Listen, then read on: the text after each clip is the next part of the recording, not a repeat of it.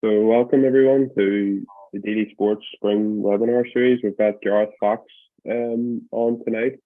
Gareth works with Fermanagh senior footballers who just got promoted yesterday to Division 2, and Waddy Graham, All Ireland club finalist. So I'll pass over to Gareth. He can introduce himself and we can get started. We'll let Gareth present, and we'll have a bit of Q&A at the end if anyone's any questions. You can pop them into the chat throughout, and we can ask them at the end. Over you, Gareth. Yeah, so I'll share my screen here first, and then we'll take it from there. So can everyone be able to see that all right then? Yeah. Yeah. Right. I'm going to hide the camera bar, because then that means I can see everything. Can you go full screen with that, can you? Yeah, I'm going to go full screen with it here. Yeah. We good? Yeah. That's perfect. Yeah. Let me see. Hold on. If I go here. Okay. So, yes, thank you very much, Owen, for inviting me on. For anyone that doesn't know me, my name's Gareth Fox, and I work in performance psychology. And tonight we're going to be looking at one of the mental skills that I work with athletes. I think it's worth mentioning that I'm on holiday this evening, and so that's why the lighting or even my background doesn't look like a proper office. I took a couple of days off to go and walk in the morning, so I'm in a wee cottage near Kilkeel, and I tried to make it look as professional as possible, but it wasn't really happening. But yeah, so as Owen said, let me see how to work this. Yeah. So I work as culture, leadership, and mental skills coach. I work with Waddy Graham's Glen, Fermanagh. I work with Wolf Tones, which is Owen's team, and then I work with a couple of other teams. But I think the nature of the beast with the job that I do is sometimes the teams don't overly allow you to promote the fact that you work with them. They try to keep it on the sly that maybe, I don't know what it is. Maybe it's just one of those things that they think they're getting maybe a little advantage. Whereas I think it's becoming more and more prominent to have a mental skills coach or a culture and leadership coach on board in the team setup. And then as well as teams, I work with individuals. So that could be across rugby or soccer, MMA, GAA, golf. I've worked with a basketball player as well. So it's a wide range it's all sports basically, because performance psychology is for anyone who performs. So before we start the presentation, like I said, I work as a mental skills coach, and I wanted to show you basically the importance, or how I see mental skills as being important. And I like to use this analogy that I call the beast in the cage analogy. Now you can see that I've ripped that off Google, that picture, and it still has the watermarks on it. Not great at that, but anyway, so most people, when they're looking at performance, they concentrate on the physical. So maybe that's strength and conditioning, nutrition, and the technical skill training. But for me, like I've written here, all three are used to build the size, strength, and the skill set of the beast inside the cage. But without the mental skills to open the cage door, the beast will never come out and perform. So for me, that's the importance of investing in mental skills. So I've written there at the bottom, put bluntly, in terms of performance, without mental skills, the other three are insufficient. So you could be as fit as you want, as technically gifted as you want, have great nutrition, but if you don't have the mental skills to open the cage door and let the beast out to perform, then the other three don't really count for much. Now, I'm not saying that mental skills is more important. I think it's a combination of all four. I always look at performance as four pillars: physical, nutrition, technical, and mental. So tonight, what we're going to look at is one of the mental skills, which is focus.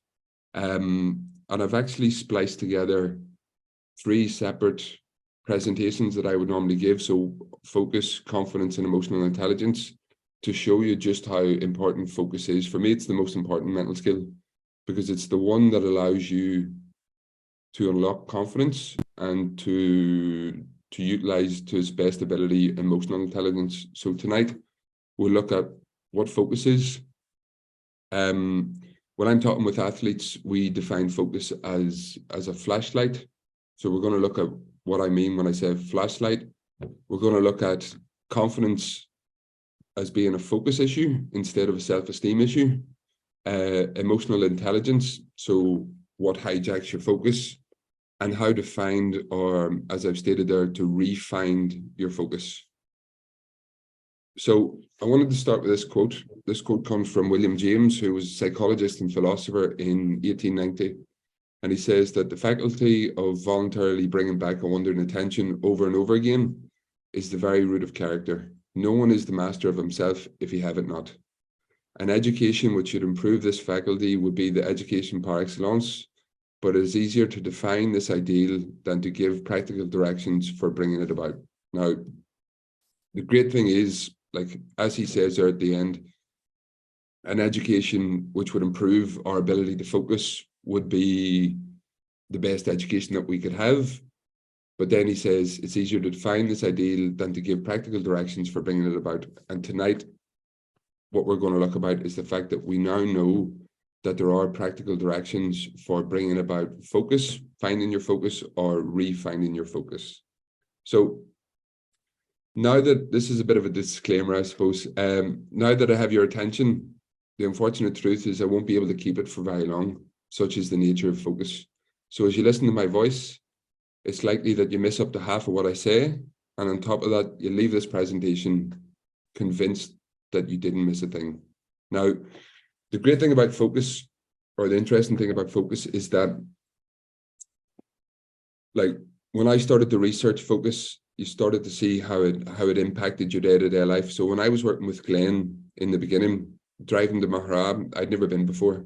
So I was having to use GPS, and I was finding that it was taking me a really, really long time to actually get the journey from Mahari, where I'm from, to Mahara, like to log it into memory to be able to drive without the GPS.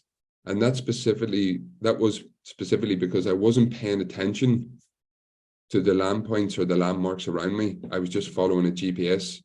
And what that means is that you can't store anything in memory if you're not paying attention to it. So that's how important focus is. If you don't pay attention to the journey that you take, or let's say me tonight in this presentation, you won't store any of it to memory. So what is focus? Well, again, it's a dodgy picture that I took off Google when I typed in focus. So focus is basically prioritizing some things over other things. It's privileging one thing over everything else. Now, I've written there in brackets, you're not paying attention. And the majority of us have heard that from a teacher, I suppose, at one stage or another. You're not paying attention. And technically, it's wrong. What that teacher means is that you're not privileging what I believe to be important right now, because there's no point that we're not paying attention to one thing. We're always paying attention to something, but a lot of the time it isn't the thing that other people want us to pay attention to. So when a teacher says to a student, you're not paying attention, like I said, what they mean is you're not prioritizing what I deem to be important, because that student is paying attention to something else. So when you privilege something, so when you give it your focus, you get crisper, clear information on that thing. So like in your houses right now, or wherever you might be listening to this presentation, there's a huge amount of stimulus coming in. So it might be the temperature of the room. And just as I've said that, you've probably gone and focused, privileged, or prioritized that piece of information, which is, well, how warm is this room? Next stimulus coming in, hunger or thirst. Just as I say that, your focus has now possibly gone to your stomach. It has for me, and I'm thinking, you know what, I am hungry. So that's the information that I'm currently prioritizing. How comfortable the chair is. So as soon as I say that, your focus goes to your bum cheeks, and it goes, well, is this chair comfortable? Is it not comfortable? The vibration of the phone in your pocket. So right now, your focus, or what you're prioritizing, is the phone in your pocket and not me. And my voice, that's another stimulus that's coming into you right now. So the rhetorical question, or the question I've got written at the bottom, is, why did I write my voice last? Now, if I had written my voice first and continued with all those other things, then the chances are that your focus would be somewhere else. So the last thing I wrote was the vibration of the phone in your pocket. If I hadn't written my voice afterwards, chances are your focus is going to remain on that thing and not on me. So that's why I wrote that last, because I want you to bring your focus back to me, back to my voice, back to this presentation. So like I said, when I'm working with athletes, hold on, why is that? There.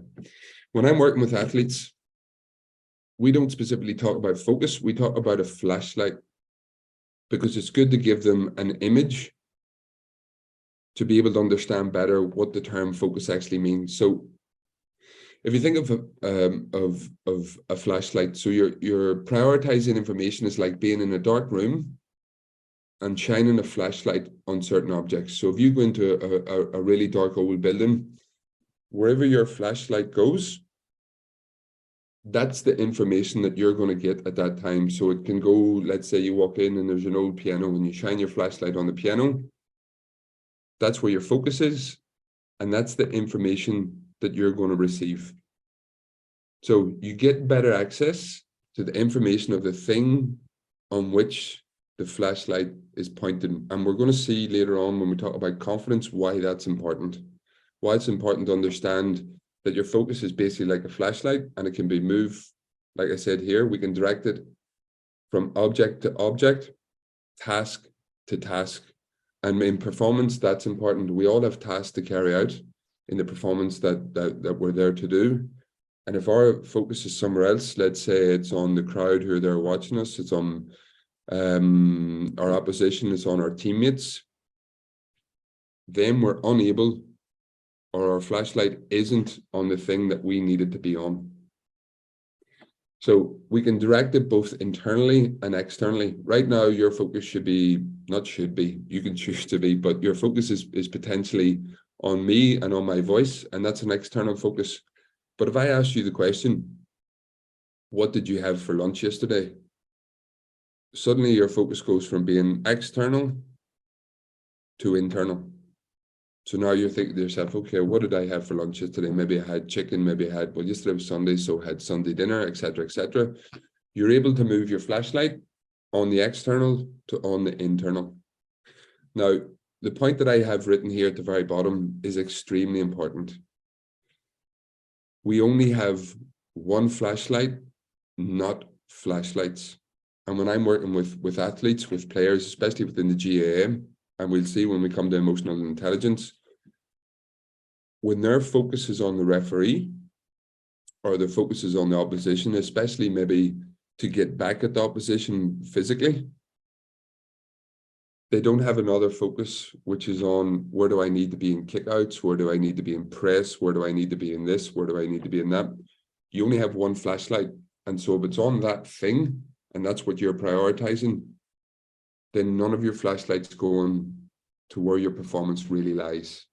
And I think that one is possibly key, the idea that we only have one flashlight, so you can only be focused on one thing at a time. Now, I generally give this presentation as well to businesses, and we talk about multitasking. And I ask people in the crowd, how many of you are multitaskers? And a lot of people put their hands up, and it's something that they're quite proud of, being a multitasker. But what we find is there's no such thing as multitasking, because there's no such thing as having multiple flashlights. You can't be focused on two things at the same time. What we're actually doing is task switching. So that might be, I'm focused on this screen, and then I'm going to stop focusing on this screen. I'm going to switch my focus to my book. I'm going to write something, and then I'm going to stop focusing on my book. I'm going to come back up to the screen again, and I'm going to be focused on that. And what tends to happen is that that's exhausting. That fatigues you. It makes you really tired, simply because every time you have to switch focus from one thing to another, it uses energy and it fatigues the system. And later on during the day, that leads to decision fatigue, which means we make worse decisions in the evening, simply because we've multitasked from switching our flashlight from one thing to the next. So this for me is something that I realized with athletes only very recently. I was working on an equation that we're going to look at about performance and about results and about focus. And we realized that confidence is primarily a focus issue instead of a self-esteem issue. So what do we mean by that? Now, I would have asked this question to the group, but I suppose it's difficult to interact when you're on a Zoom call. So most people agree that when things are going well, it's relatively easy to maintain confidence and have a positive mindset. And if that's the case, then we can say that our confidence is based on previous results. Now, I was speaking to, I've got his name there, the guy, Shane McCurry, who is the culture and leadership consultant of Richmond Tigers, with multiple teams in Australia in the AFL and NFL, NRL, in the rugby. And this is one of the important things that he said to me, which was, true high performer is someone who's able to preserve a strong sense of self-confidence, even when the results they seek are not being realized. So in doing so, they retain their ability to deliver their best performance, regardless of the magnitude of the challenges that they face and the potential consequences of failure. So without being able to I suppose, get your input, do we agree on that? Do we agree that true high performers are people who are able to maintain self-confidence regardless of previous results? And if that's the case, what does that tell us about confidence? Well, it doesn't have to be result dependent. Now, a lot of the time it is, but that's the mental skill that we work on, to take our confidence away from being result dependent to just showing up on the day confident with your ability to perform. Now, the equation looks like this. So the equation is A times B equals results. Now, these are results in both execution and competition. And it's important to talk about the execution one as well. So that could look like the result of a free throw in basketball. You can do everything within your possibility to get the shot off or to carry out the technique required. But the result of that execution, well, as we'll see, it's not something that we can control. So A in that equation is your performance. It's you at your best. And B are all the things that are outside of your control. So this is A. A is your attitude. Now, for me, attitude also ties into body language. It's a very physical way of showing a good attitude. A is also the effort you put in. It's your knowledge. So the role that you have to carry out in the performance, or the team plays that you're a part of within that performance. And A is also your skill set.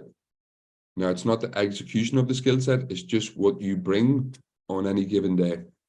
So your skill set is something that you grow during training. B, however, are all the things that are not within your control. So that looks like the opposition, your teammates, management, referee, weather, add on to that, add on to that, add on to that. Now, what the equation really looks like is this. It's that A times B equals results. Because B exists, we can't control results.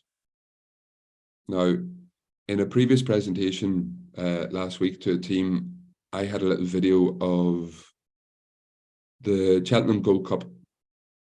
And it was Rachel Blackmore, and I think she was on the horse Abluta. That was a joint favourite. And according to sources, going into that race, the horse was training really well. Rachel was fit and healthy. She was looking forward to it. It's a race that she's already won. It's a course that she's already won. So Rachel can show up with all these things. Her attitude, great. The effort she puts in, great. The knowledge great, and the skill set of the horse, everything's great. But can she control the result? Well, unfortunately, what happened is, I can't remember what fence it was, but the horse in front of her fell and she fell over the horse.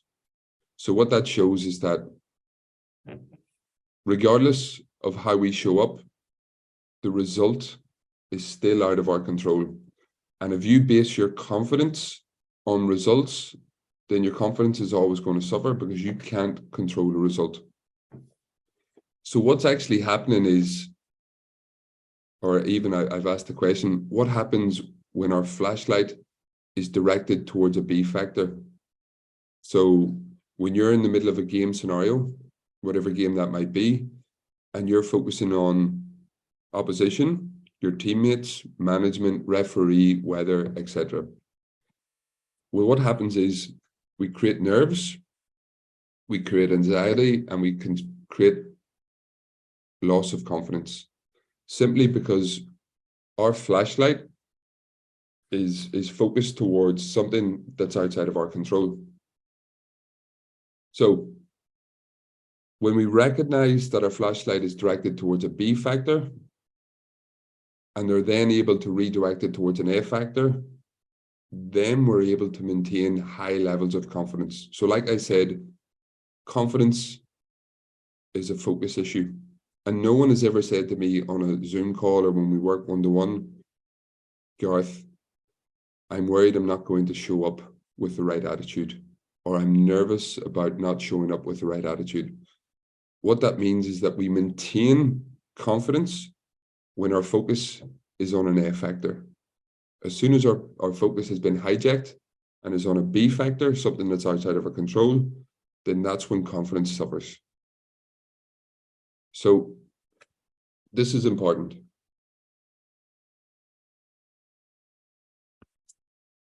What type of things hijack our focus?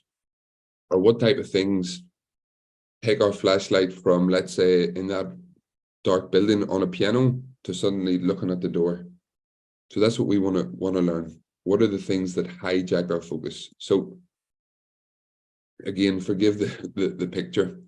So there's a hierarchy of importance for your mind. And if you're not careful, the thing you want to prioritize can find itself right at the bottom. So I want you to think right now of the things that you want to prioritize in terms of your own performance and that you want to be able to focus on. So for coaches, that might be decision making. So what that might look like is substitutions at the right time, or the ability to solve the problems that the opposition are creating.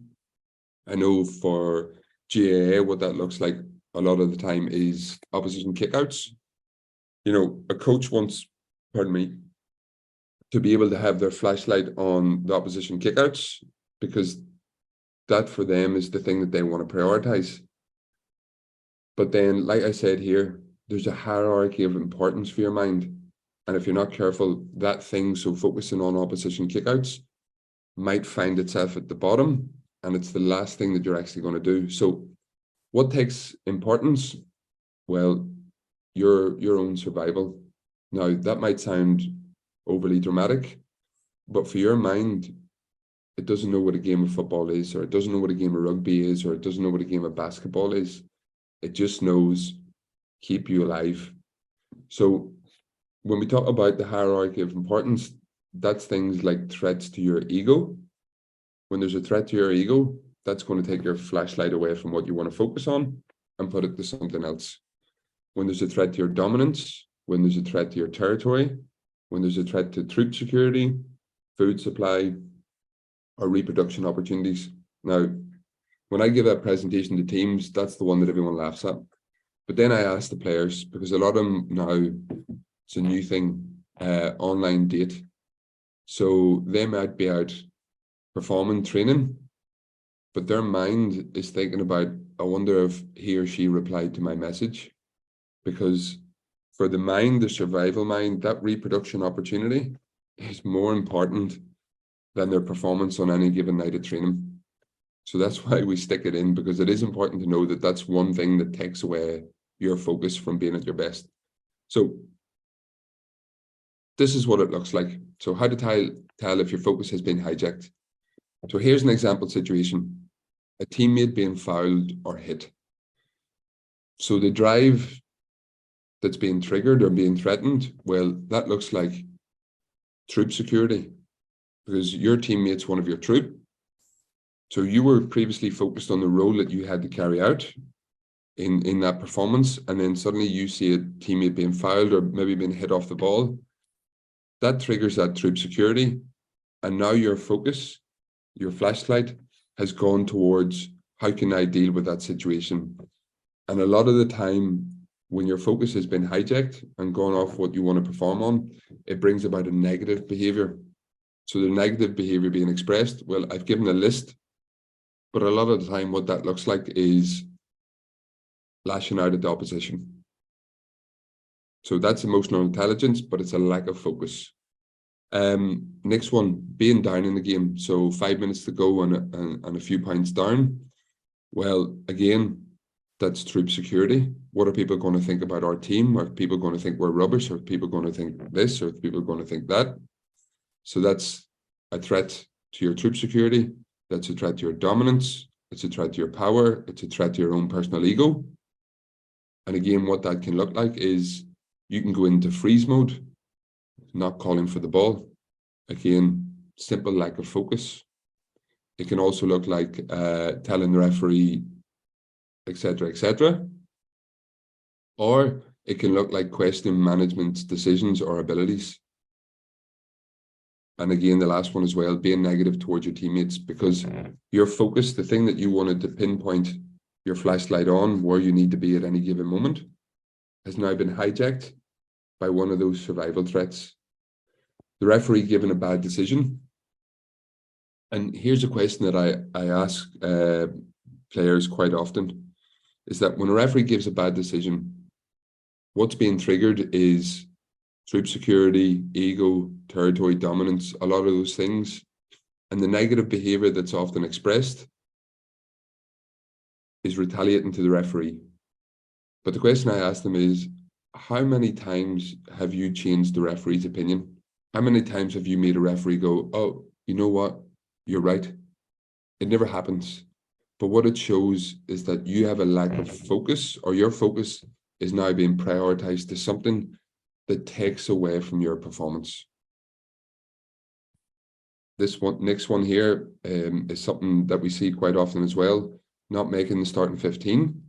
Again, it's a threat to ego. And you know that your focus should be on encouraging your teammates, watching the game, seeing how you can impact the game if you can have the opportunity to come on and make an impact. But what we normally find is you question management's abilities, decisions. You might even leave, or you might not show up for the next training session. So your focus on what you needed it to be on, you needed to prioritize, has been hijacked, and you're now showing a negative behavior. So once our flashlight has been hijacked and directed towards a B factor, how can we then redirect it towards an A factor? Now, this thing is called executive control, and it's the first step in learning how to redirect your focus. That's what we want.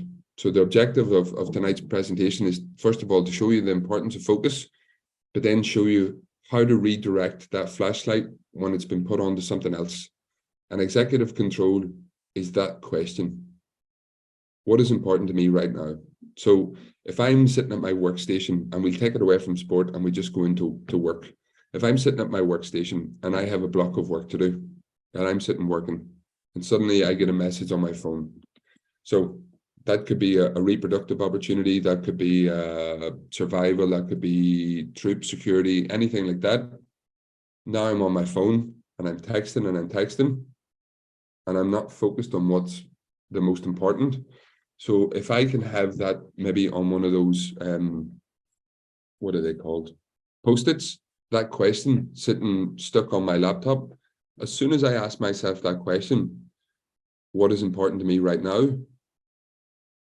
It brings my focus back to my goal.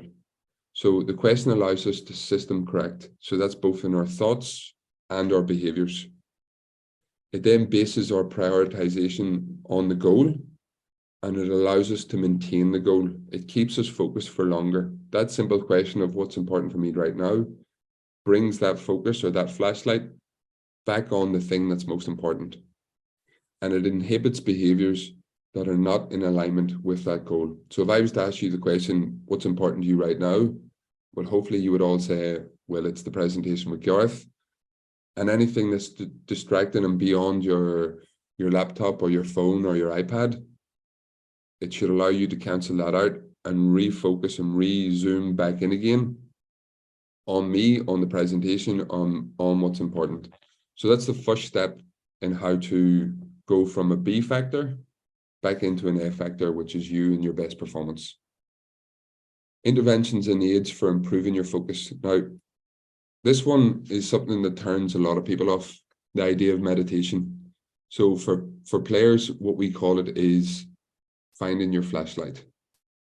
Players seem to accept this an awful lot more than saying what we're going to do is we're going to practice meditation.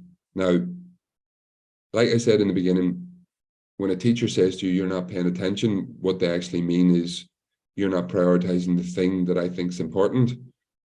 So that idea when you, let's say, meditate or find your flashlight, that clearing your mind, it doesn't work.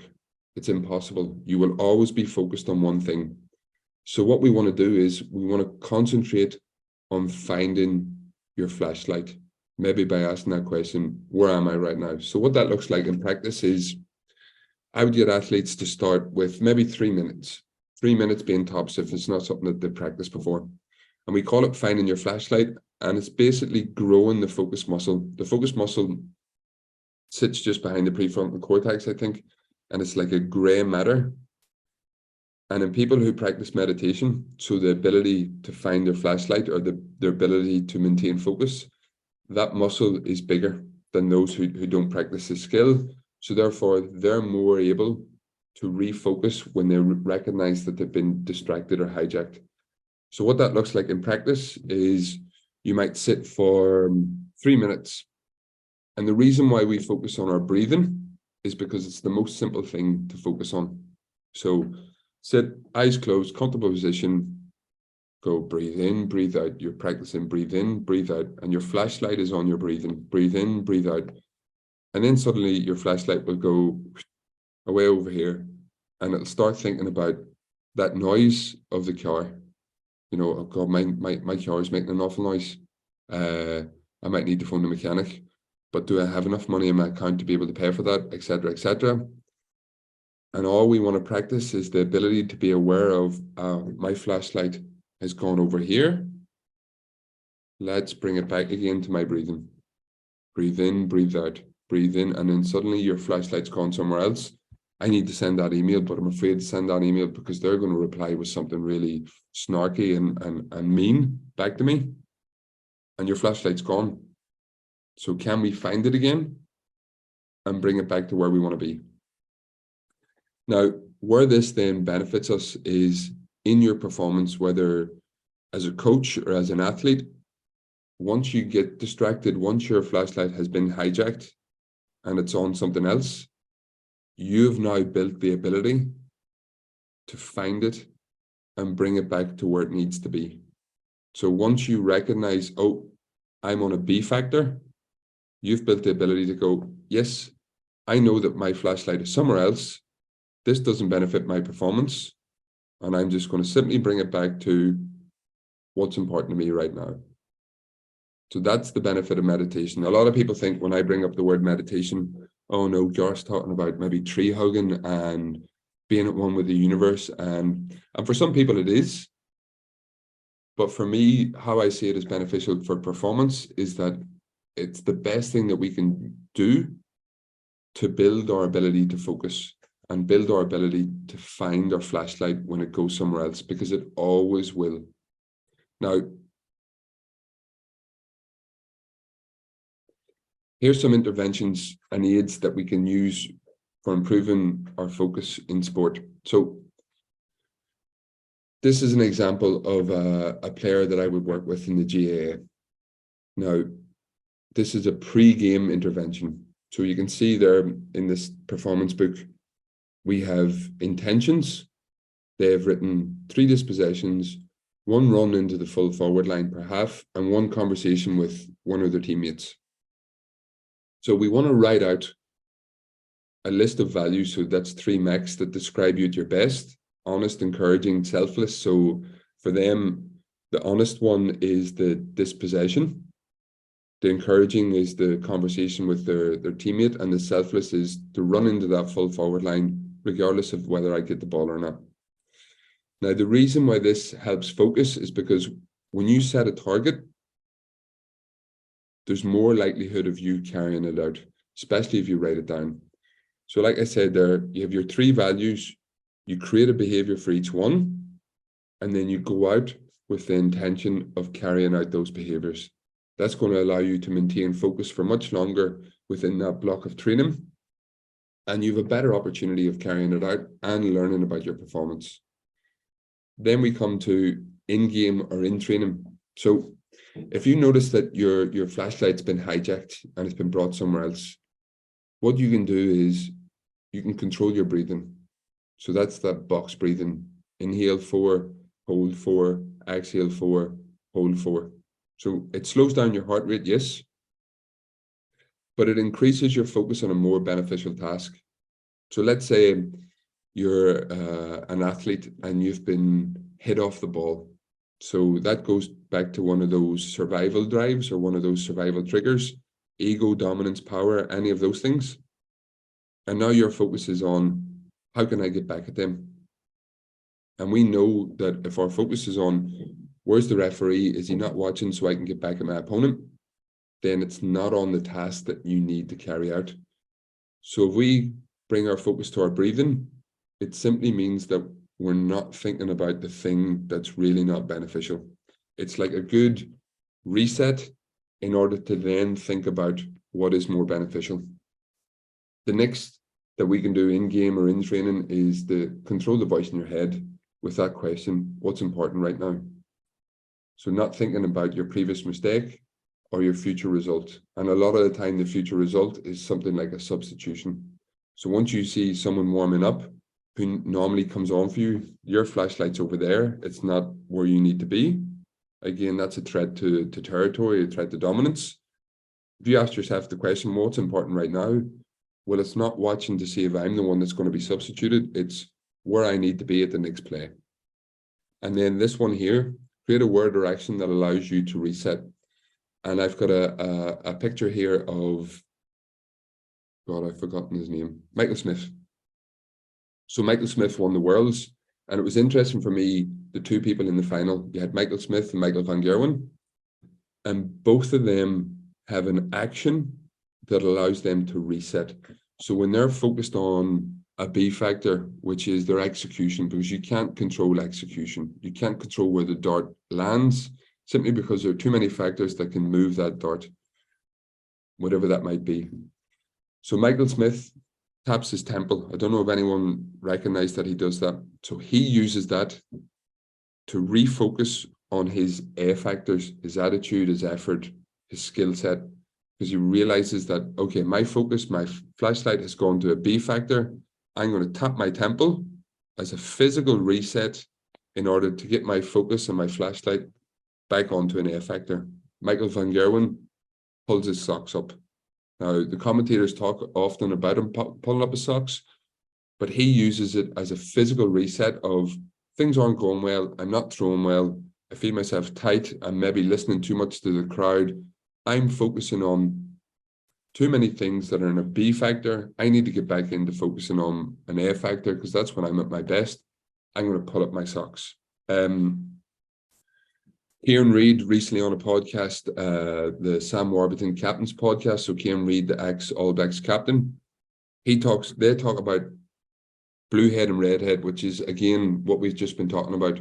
Blue head, best performance, A factor. Red head, something that takes away from your performance, B factor.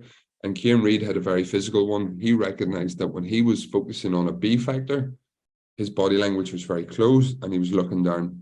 So his physical reset was to look at the floodlights, and that allowed him to get his body language up, to change his composure, to change what he's focusing on, and get back to his best performance. And I think Dan Carter talked about it on the High Performance podcast, where his physical reset was that he dug his toes into the top of his boots. That allowed him to go, okay, B factor back to A factor. So swinging his focus from something that he couldn't control back into what he can control, and allows him to maintain that confidence during the game. Because like we said at the beginning, confidence suffers when our flashlight or our focus is on something that we can't control. Now, this one is potentially the most important. It's post-game training. So again, if we look at this performance book, we have the feedback and self-analysis after the training session. So this person, what they did was they set out their targets for training. They tried to hit them, but when they get home, they analyzed how well you achieved your pre-game behaviors or targets. And if you lost focus, journal about that loss of focus to understand it better. So that would be taking pen and paper and writing down, where did my attention go? So during training or during that game, my attention went to the crowd, or my attention went to the opposition, or my attention went to what my manager said, or what my teammate said, or etc., etc. So it was on a B factor. And then the final question, potentially the most important one, is how would I prefer to act in that situation? So it's understanding, once our focus or our flashlight goes onto a B factor, what does an A factor look like? So that could be, yeah, my focus was on a substitute warming up. What would I prefer to do in that situation? I'd prefer to get back into where I need to be for a kick out, whether it's our kickouts or opposition kickouts, and continue trying to perform at my best. And then, yeah, like I said, meditation every day on a daily basis, whether you start at 1 minute, 3 minutes, 5 minutes. A lot of people say to me, look, I could probably do it, Gareth, if I put that into my timetable, I'd probably do it for 30 minutes a day. And it's the same as people who say to me, you know what, we're working on our health and fitness. There's 40 minutes. I'm going to do cardio for 40 minutes. But if they only have 5 minutes that they're actually able to go running for, well, then why do we stretch it to something that we can't? So when people say to me, oh yeah, I'm going to meditate for 40 minutes. No. We just bring it back down to something that's manageable. Because if we set our targets too high and then we can't carry it out, then the chances are that habit's going to drop off and we're not going to do it. But we want to be doing it on a daily basis in order to build our ability to find our flashlight, which allows us to go from B factor back into A factor and be at our best. I think that's it. Owen, that's the presentation. That's me. If you have anything that you want to. Brilliant, Josh. That's very good. If anyone wants to unmute their mics and ask Gareth any questions, or if you want to pop them into the chat, go ahead.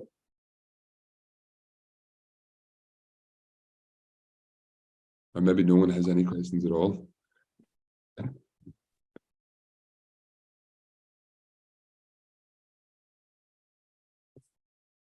Yeah, hi Gareth. Quick question, Gareth. In terms of self-talk and visualization, would you have any expertise or advice around that? So are you talking about self-talk and visualization for confidence? Yeah, absolutely. Like from a player's perspective. Both are unbelievably important, but it's like, the way I see it is it something that you're trying to force? And like I said, are you focusing on something that's a B factor? Is your confidence suffering because you're focusing on something that's outside of your control? Now, that aside, visualization is one of the key things that I would do with players. So what that looks like is they would think of a game scenario that they're maybe struggling with, and I would get them to write out what that looks like ideally. How do they want to perform in that scenario? And once I have that script, we would work towards me recording just my voice, repeating maybe the physical movements or you know, maybe the noise of the crowd in the background and maintaining focus, things like that. And you just want them listening to that over and over again for the mind to kind of absorb it. Like a good way to describe how visualization helps is to look at it through injury.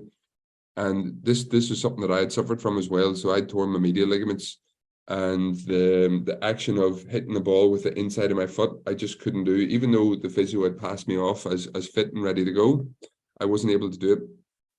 But then through visualization and seeing myself carry out that action over and over and over again, your mind then starts to accept, oh, we can do that. And then you can bring yourself to go and do it. In terms of talk, I think the best way to use self-talk is to make it really exciting. Sometimes, you know, when I'm working on a self-talk script with a player, it might be something like, I feel confident and I feel, and when you're saying that to your mind's just going, yeah, whatever. But if you can talk about it, something like, you know, well, look, I have phenomenal confidence in my ability to whatever that might be. The more exciting that you make it, the more your mind's ready to absorb it.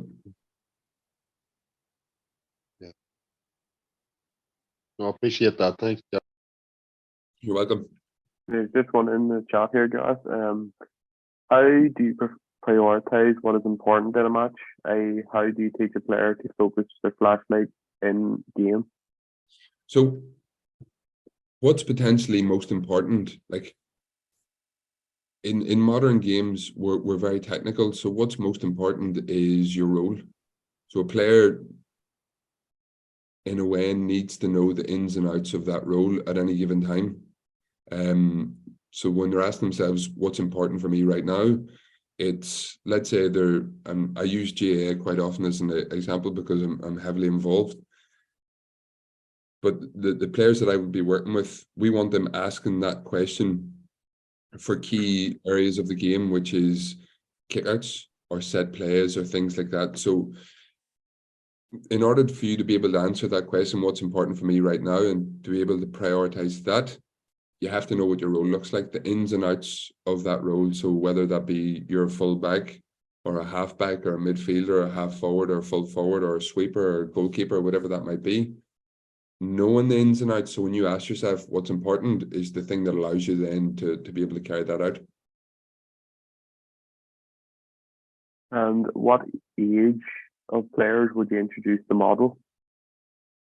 Like what was the last word? The model? Yeah. So let's say that was the finding your flashlight activity or something like that. Yeah. Look, these are what we call the soft skills. Obviously there's an age limit to the hard skills, and I would personally swap them around. Your soft skills or your easy skills is going to the gym and doing stuff like that. The hard skills are what we currently call the soft skills. So you're going to the gym and things like that, they have an age minimum because of the growth of the body, but the growth of the mind, you want to be starting those like at any time. There's no specific age. If you're 12, 13, 14 and you're already building your ability to focus, well, that's when you're 20, 21, 22, you're going to be above everyone else because you've grown that ability, and it's not going to negatively impact you in any way.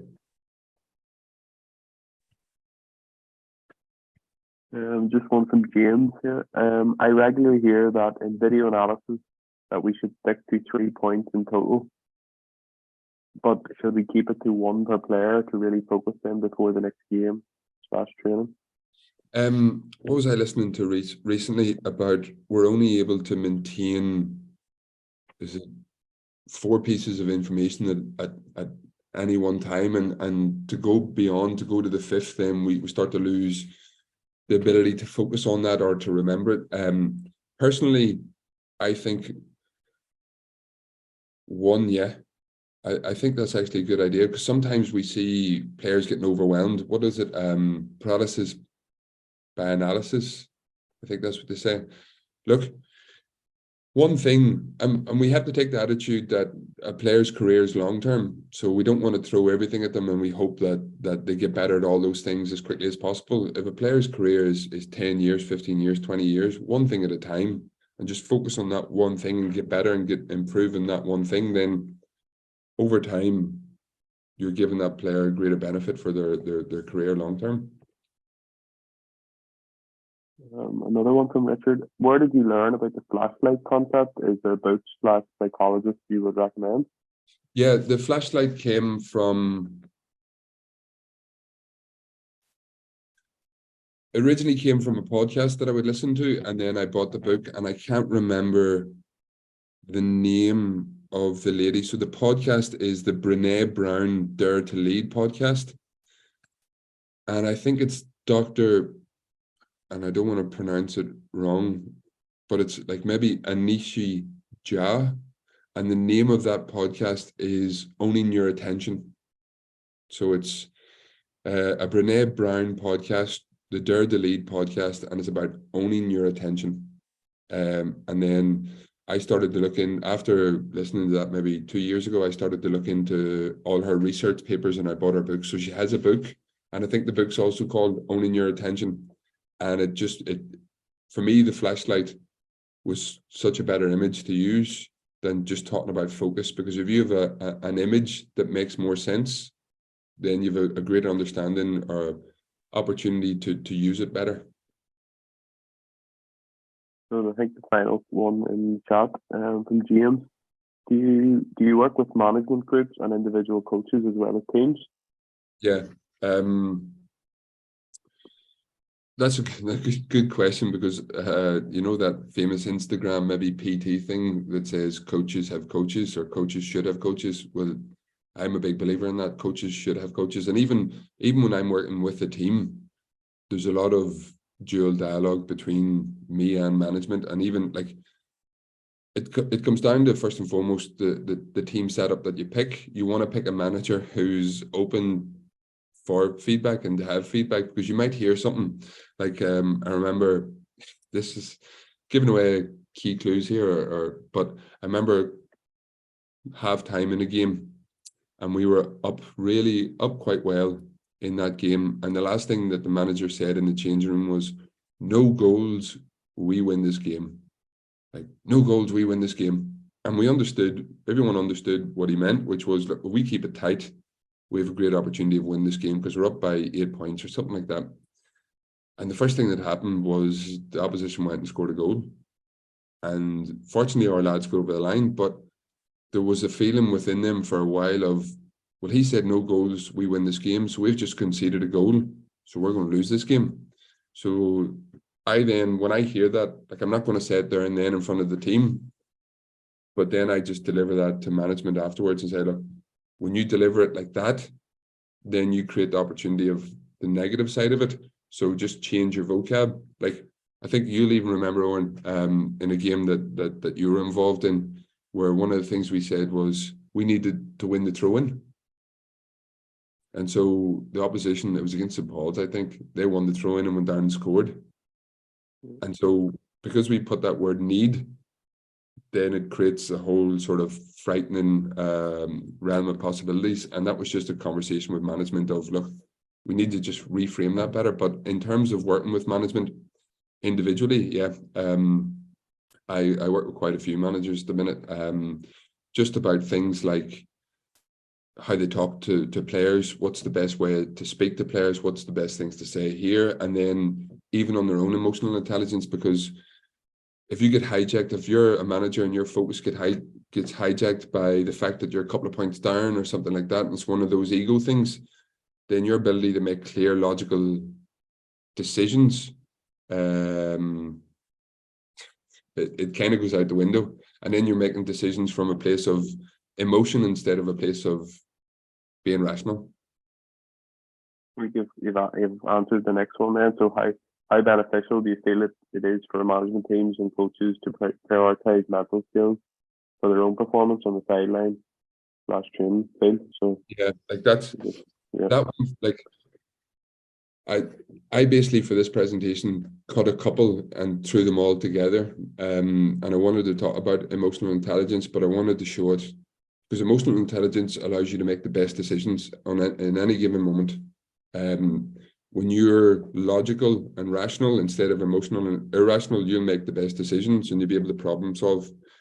But it's a focus issue. the same way confidence is a focus issue, your focus has been hijacked and you're put on something else.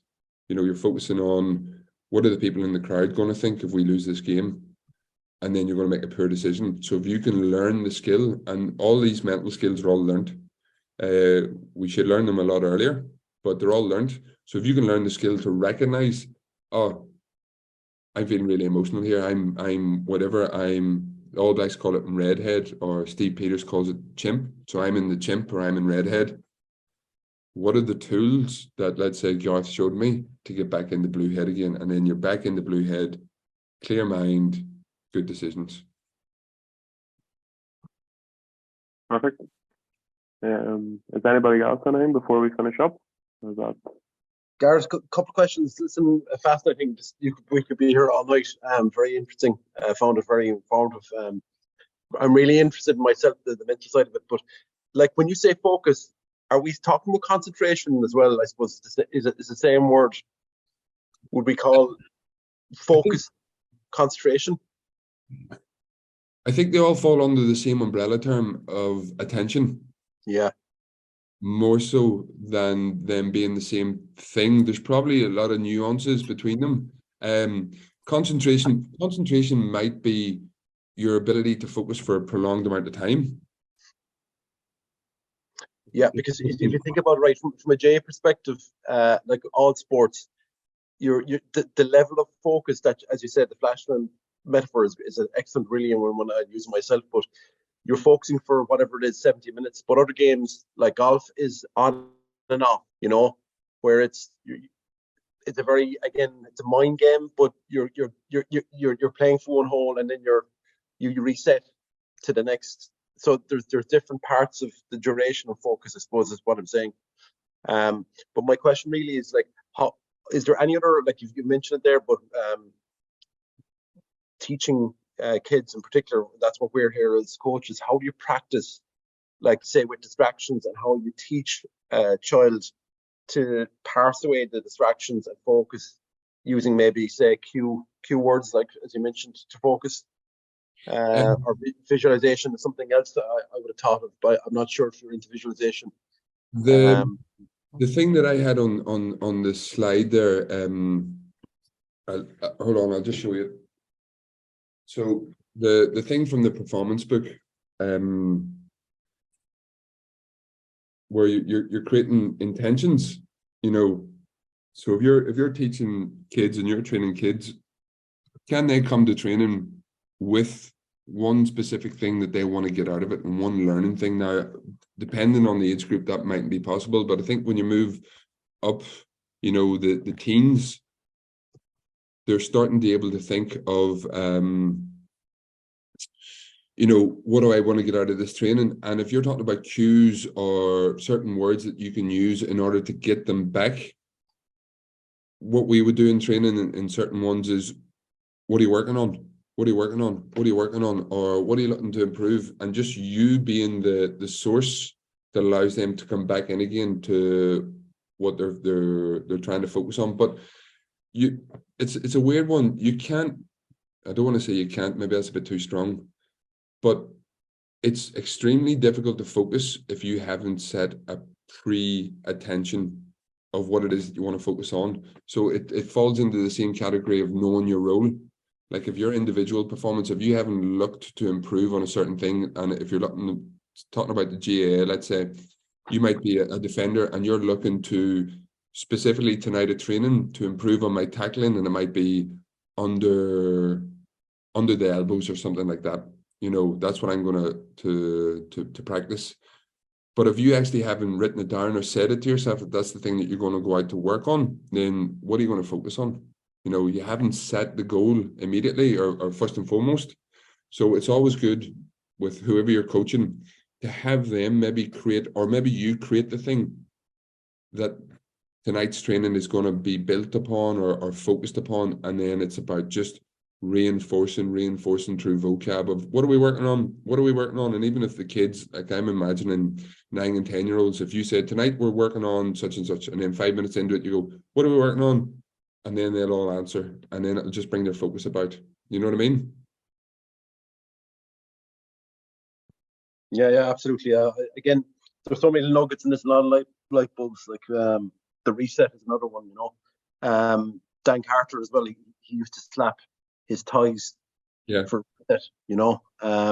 Kieran Reid mentioned as well, as you said, focusing at the far goalposts to give perspective in the stadium, you know. Small things like that, or as you said, dig his studs into the ground, and then it's a reset.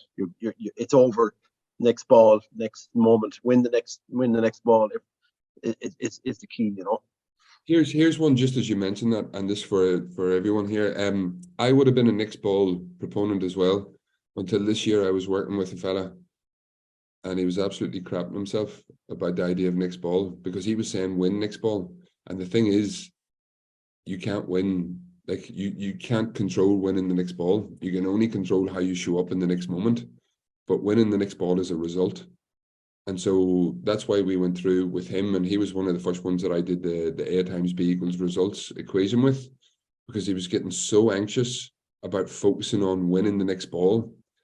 But the thing is, we have to understand that winning the next ball is out of our control. You know, I think Aidan Farker talked about it on the GA Social podcast, just about, you know, you could go up for a ball, or you could be in the perfect position for a breaking ball, and it might clip someone's wee finger and go the other way. You know, and you've said to yourself, next ball, win the next moment, and you're in it, and you can't control it. Yeah.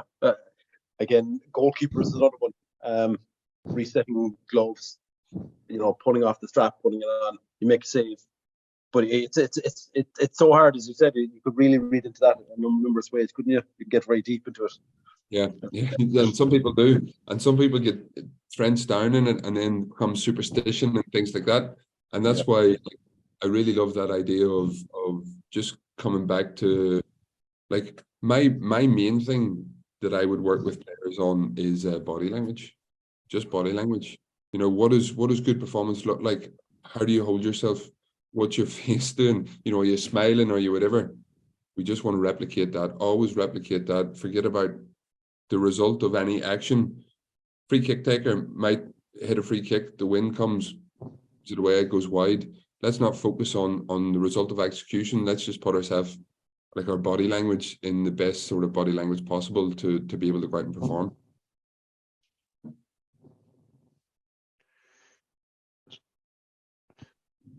Perfect. Sorry, Gareth. Just introducing, let's say, to teams. I suppose a lot of teams do. I suppose try and bring in someone on a one-off and, you know, deliver a presentation or whatever. From your experience, what's the best kind of the way to introduce it to a group? Obviously, you have different, I suppose, different levels and different interests in sports psychology and different level of buy-in at the start.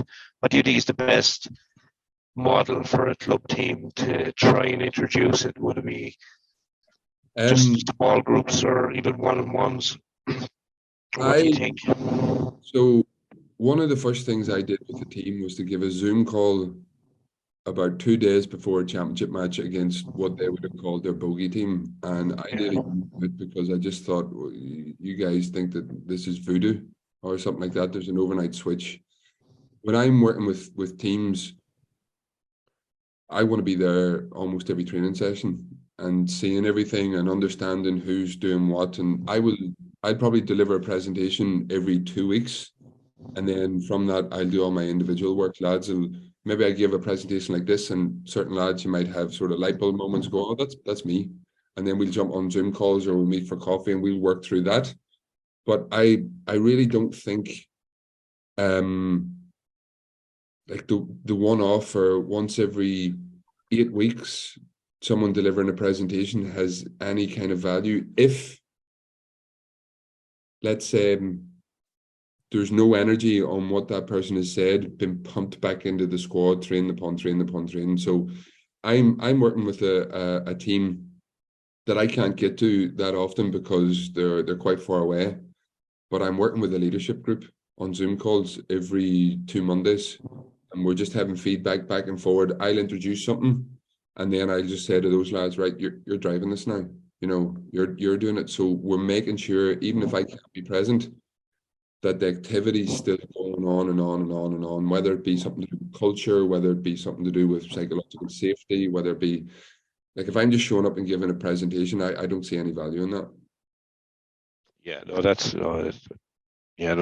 Yeah, that's what I would have felt too. Yeah, very good. I suppose my other thing then is that sideline behavior as a manager or coach, that it's very difficult to try and not be thinking ahead and not be looking at the scoreboard, you know, and it's obviously a skill you have to practice. And is it important to bring it into every scenario, into league games, everything?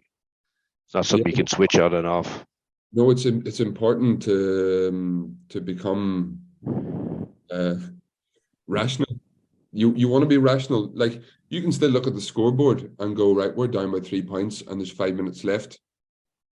But let's make a rational decision about it. Okay, who do I need to bring on right now? Who's going to impact the game?